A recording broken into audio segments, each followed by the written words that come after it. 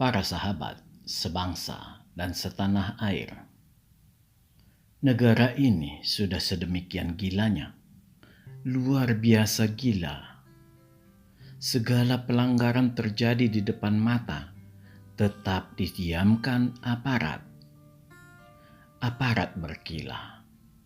Bagaimana hendak bertindak bila tidak diizinkan menggunakan senjata?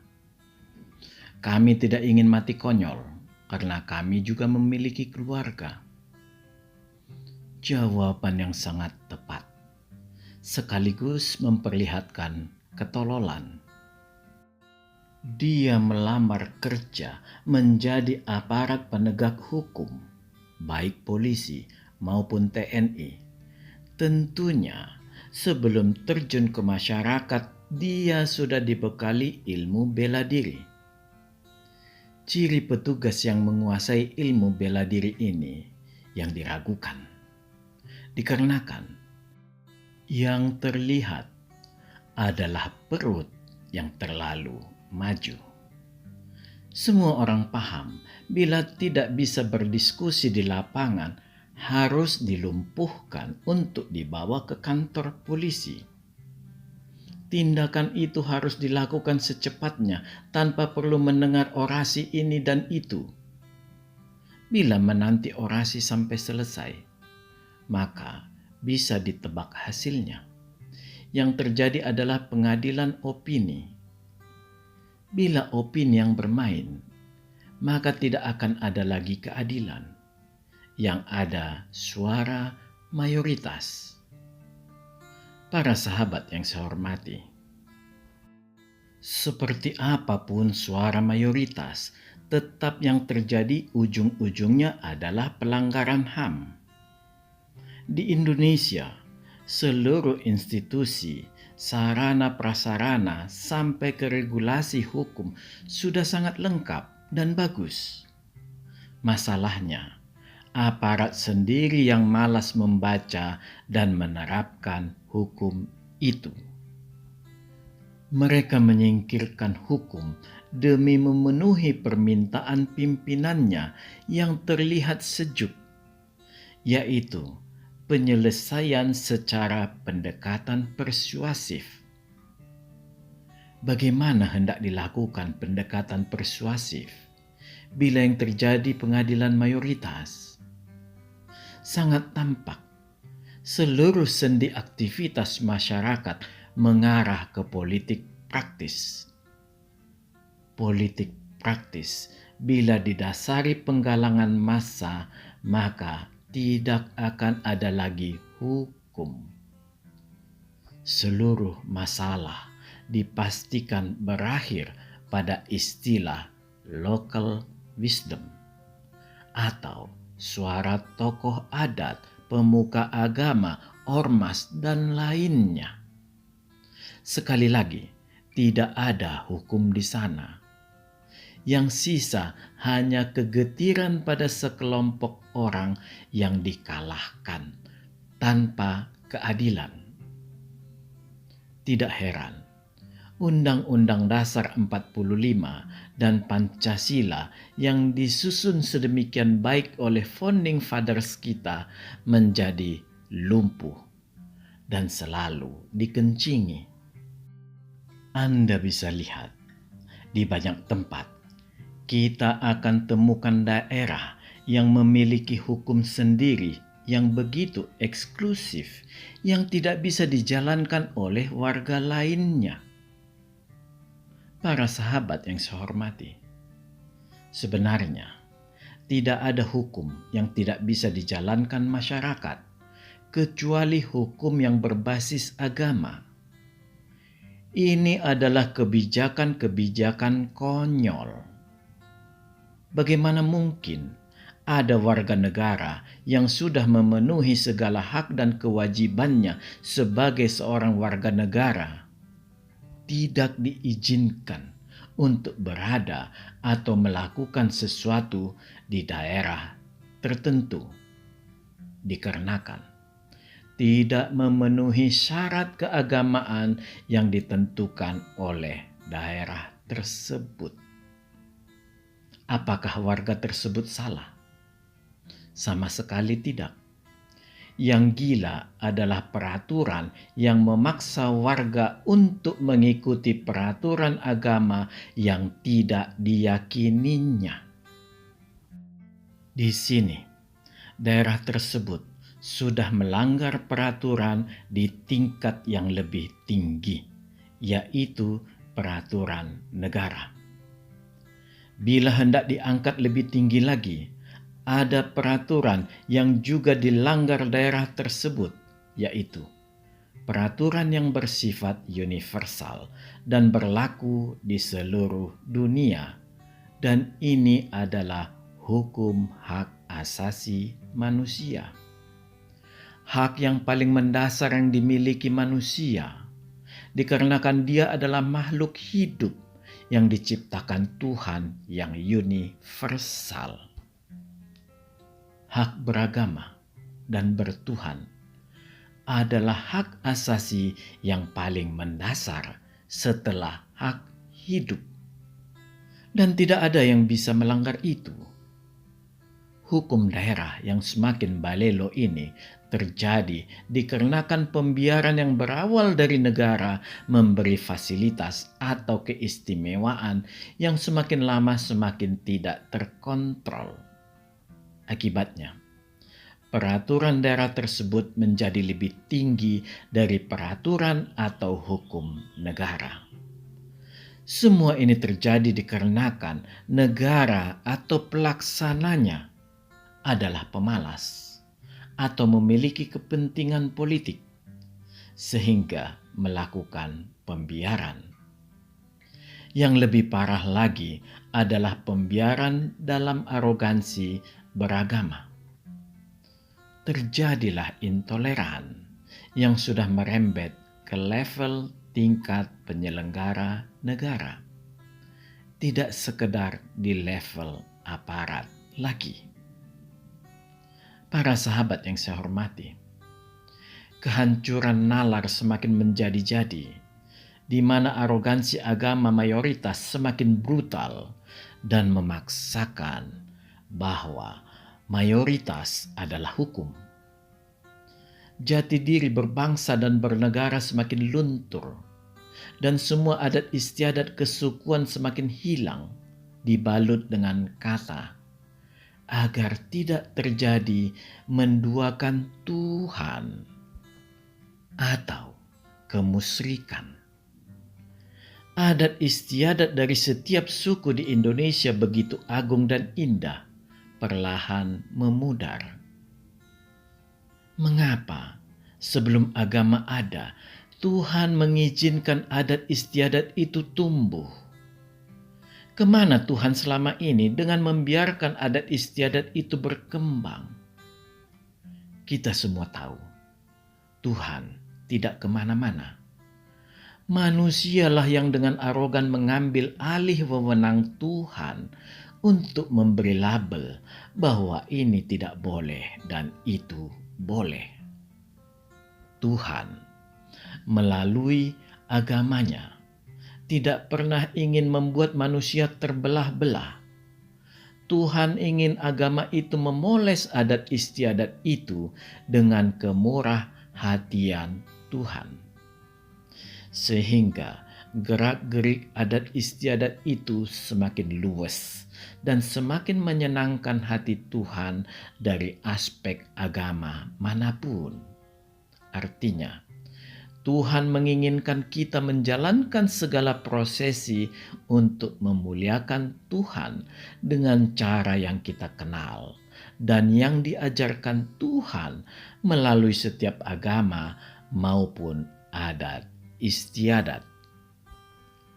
Tuhan tahu segala cara yang ditempuh manusia sebelum adanya agama ditujukan menyembah dan memuliakan Tuhan. Sekarang, kita sebagai manusia modern harus mau belajar keras. Tuhan seperti apa sebenarnya yang kita yakini, sehingga kita sedemikian mudah menghina agama orang lain serta menghancurkan adat istiadat mereka. Masih yakinkah Anda ada Tuhan yang sedemikian brutal, yang mengharamkan banyak hal dengan mendukakan umat ciptaannya yang lain? Para sahabat yang saya hormati, banyak tokoh agama yang sedemikian gilanya, tetapi tetap dibiarkan. Para sejarawan sudah berteriak-teriak, sudah terjadi pembelokan sejarah bangsa oleh kelompok agama tertentu. Semua tetap diam. Kerusakan mental yang semakin parah di tingkat umat juga tidak diperdulikan, dikarenakan takut pada keturunan dewa langit yang sedemikian dimuliakan. Semua membuat mata orang negara luar geleng-geleng kepala dan meyakini bahwa Indonesia akan menjadi Irak dan Syria yang berikutnya, karena agama dibuat menjadi alas kaki politikus. Semua dininabobokan. Negara memberi privilege bagi para tokoh agama untuk berbuat sesuka hatinya, berteriak-teriak dan mencaci maki. Entah adat mana yang dibawanya ke negeri tercinta ini. Bangsaku yang sedemikian rendah hati ini dibuat menjadi pijakan alas kakinya dan harus tunduk menyembah-nyembah dengan berjongkok. Bila di zaman kerajaan dahulu, bahkan di zaman penjajahan sekalipun, hal ini tidak terlalu banyak problem, karena semua terjadi dengan rasa tunduk kepada raja atau rasa takut kepada penjajah. Tetapi sekarang yang melakukan adalah tokoh agama, apalagi keturunan orang yang dimuliakan. Rasanya hati ini tidak rela. Agama atau Tuhan seperti apa yang mengizinkan menindas sesama manusia sampai membuatnya sebagai alas kaki dan disiksa dengan kejam? Para sahabat yang saya hormati, keturunan orang yang dimuliakan, ini adalah istilah yang sakral bagi rakyat awam. Bangsa Indonesia ini terlalu baik dan akan tetap menghormati itu, sekalipun hati kecilnya meragukan. Bagaimana mungkin ada keturunan orang yang begitu mulia, banyak memiliki perangai yang sedemikian bejat? Berbeda dengan masyarakat awam, para pejabat tidak pernah percaya pada pernyataan mereka sebagai keturunan orang yang dimuliakan. Dan disinilah terjadi tawar-menawar politik yang menarik. Para pejabat tahu semua borok mereka, dan itu akan menjadi lubang posisi tawar. Apapun yang mereka lakukan tetap akan dibiarkan. Bahkan, bila pun sampai mengalami proses hukum yang berat, sebisa mungkin akan tetap bebas. Dan ini akan dipakai sebagai kartu truf untuk menuntut balas budi dalam bentuk dukungan politik. Memang, para tokoh agama yang bejat ini harus diakui tetap memiliki massa. Korban tetaplah rakyat, dan si pelapor akan dinegosiasi baik secara persuasif maupun dalam bentuk intimidatif dengan menekankan mereka keturunan dewa dari langit ketujuh. Jangkauan keturunan dewa ini yang sedemikian menggurita kemana-mana, membuat para aparat sendiri saling mencurigai dan tidak ingin kehilangan posisi. Akibatnya mudah ditebak, akan terjadi pembiaran dalam skala nasional. Konsekuensinya, mereka juga akan bertindak sesuka hatinya demi kelangsungan kelompoknya. Para sahabat yang saya hormati, belum lama berlalu terjadi kehebohan di Medan. mengenai pelarangan berjualan babi. Entah apapun surat edaran wali kota Medan, tidaklah penting lagi. Karena sudah jelas di sana terjadi demo yang menuntut pencabutan surat edaran. Bila memang hendak menata, tidak ada salahnya memberi surat undangan untuk berdiskusi lebih dahulu. Dan jangan terbatas pada makanan khas suku tertentu. Langkah wali kota terlihat seperti cantik dengan mengeluarkan surat edaran yang didahului iringan ancaman ormas. Inilah tipikal pejabat yang boleh dikatakan sangat bodoh. Hendak bermain dengan berlindung di belakang ormas.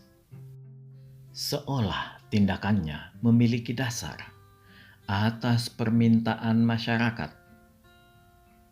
Masyarakat harus cerdas untuk ke depan. Pejabat dengan tipikal seperti ini harus cepat disingkirkan. Percayalah, tidak akan pernah daerah yang dipimpinnya itu akan maju, karena dia hanya memikirkan dirinya dan kelompoknya. Kelompoknya itu adalah orang yang seagama dengannya. Inilah para intoleran. Dia tidak pernah mau memikirkan akibat berupa bentrok di akar rumput di masyarakat bawah. Dia tampak memiliki target menyasar suku Batak. Batak sebenarnya adalah suku yang paling cuek dan tidak pernah ingin mencampuri urusan orang lain. Para sahabat yang saya hormati, kelompok intoleran ini menyasar melalui titik paling rawan di suku Batak, yaitu melalui makanan adat, yaitu babi. Dikatakan makanan adat dikarenakan tiap bagian pada tubuh babi memiliki nilai-nilai tertentu dan memiliki peruntukan dalam pembagian secara adat. Sebagian besar umat mayoritas di Medan mengetahui ini dan sayangnya banyak mereka melanggar hati nuraninya dan memang berniat menghapus nilai adat di suku Batak. Sungguh sangat jahat.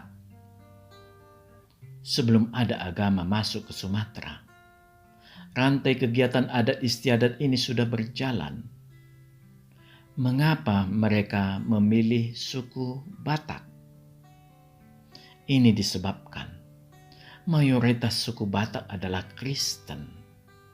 Dan bila berhasil menghancurkan suku Batak, maka suku lain di Sumatera akan tunduk dengan mudah. Inilah pergeseran, dalam tanda kutip, perang dari Jawa ke Sumatera, di mana di Jawa sudah diobrak-abrik mereka dan banyak umat satu suku hancur lebur, minimal saling mencurigai. Siapa yang melakukan? Hanya satu jawabannya, yaitu umat yang mengaku keturunan Dewa Langit, minimal para jongosnya. Apakah mereka akan berhasil di Sumatera? Mereka harus mencobanya dahulu. Bila mereka berhasil, maka itu berarti wilayah barat Indonesia sudah dikuasai mereka. Artinya, jantung ekonomi di tangan mereka, dan mereka akan melanjutkan ke Bali dan daerah tengah dan timur Indonesia. Tetapi, bila mereka sadar risikonya, maka mereka harus berhitung ulang bahwa suku-suku lain di seluruh Indonesia, terlebih di Jawa yang sudah lebih dahulu dikadalin mereka ini, tentu akan datang ke Sumatera bahu-membahu dengan saudaranya suku Batak. Sudah barang tentu hasilnya bisa dipastikan bahwa mereka harus kembali ke negeri leluhurnya untuk menemui tanah dari mana mereka berasal, dan sebisa mungkin di sanalah mereka dikubur, di bawah debu pasir yang kering kerontang. Negeri leluhurnya yang sedemikian miskin, dan disambut di Indonesia sebagai keturunan dewa langit. Indonesia memang bangsa yang sangat beradab dan berhati baik. Mereka yang tidak tahu diri mencoba menyebarkan kebiadabannya ke suku-suku pribumi di Indonesia. Banyak pengkhianat bangsa ini yang menerima mereka dengan kepala terbungkuk sampai mencium tanah. Berhati-hatilah. Kalangan intoleran ini sudah menyusup jauh ke dalam. Mereka ada di mana-mana. Di DPR, TNI, Polri, dan di banyak institusi. Tetapi kita tidak perlu takut. Bangsa kita terlalu besar untuk dirusak. Nilai adat istiadat kita terlalu agung untuk dihancurkan. Mereka lupa Tuhan itu sungguh amat baik, dengan memberi hati yang baik kepada semua elemen suku bangsa dan membuat semua manusia Indonesia saling menyayangi. Para sahabat sebangsa dan setanah air, jangan paksakan kemauan Anda pada orang lain. Jika Anda tidak ingin diperlakukan seperti itu, jangan meminta orang menstempel babi sebagai makanan non-halal. Itu sangat menyakitkan. Karena bagi banyak orang, babi itu adalah makanan adat yang bernilai tinggi. Mata Anda pakai, pasti Anda tahu itu babi. Jadi jangan makan dan tidak perlu berpura-pura tolol. Umat Hindu tidak pernah mengatakan bahwa sapi itu adalah makanan non-halal. Tidak pernah juga mereka meminta Anda melabeli non-halal ketika memotongnya atau menjualnya, apalagi memakannya secara terbuka di rumah makan. Mereka akan sakit hati bila Anda melabelinya seperti itu, karena itu hewan yang suci bagi mereka. Bukalah matamu terhadap arti nilai. Jangan permalukan Tuhan, seolah-olah Tuhan tidak mengajarkan apa arti nilai dan apa arti saling harga menghargai. Jangan sampai firman Tuhan juga Anda korupsi. Bila sudah seperti itu, Anda sudah keterlaluan gilanya. Salam, majulah Indonesia.